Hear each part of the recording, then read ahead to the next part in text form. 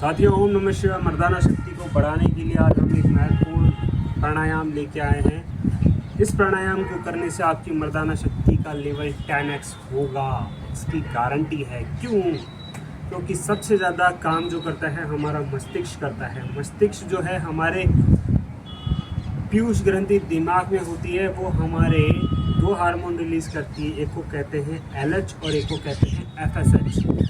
LH luteinizing hormone, FSH follicle stimulating hormone. ये दोनों हमारे टेस्टिस में जाकर लीडिंग सेल्स को एक्टिव करते हैं, और लीडिंग सेल्स जब एक्टिव होते हैं तो हमारे शरीर में टेस्टोस्टेरोन हार्मोन, जिसे कहते हैं मर्दाना हार्मोन, को भेजकर पूरे शरीर के अंदर जो है एक मर्दाना शक्ति को जीवित करते हैं, जिससे हमारी मसल्स, हमारा साउंड, हमारी मूंछें और एक बल व्यक्ति को प्राप्त होता है।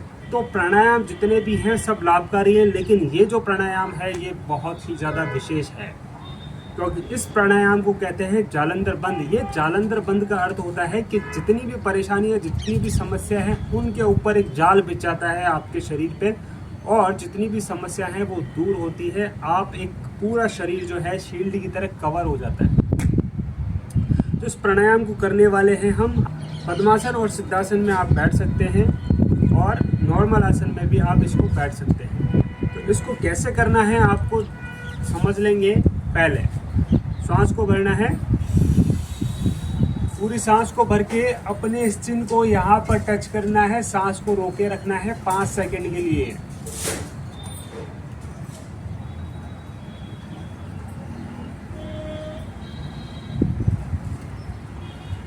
ऊपर उठाते वक्त धीरे धीरे सांस बाहर निकालेंगे, सामने की तरफ देखेंगे। हाथ सीधे रहेंगे, कमर सीधी रहेगी, शोल्डर आपके सीधे रहेंगे। एक बार फिर से करके दिखा देता हूँ।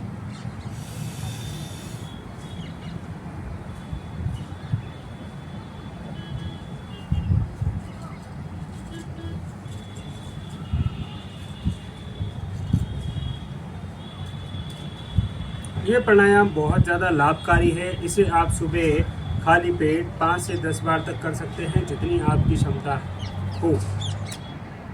दूसरा, इस प्राणायाम को करने से हमारी इंडा और पिंगला दोनों नाड़ियाँ शांत हो जाती है।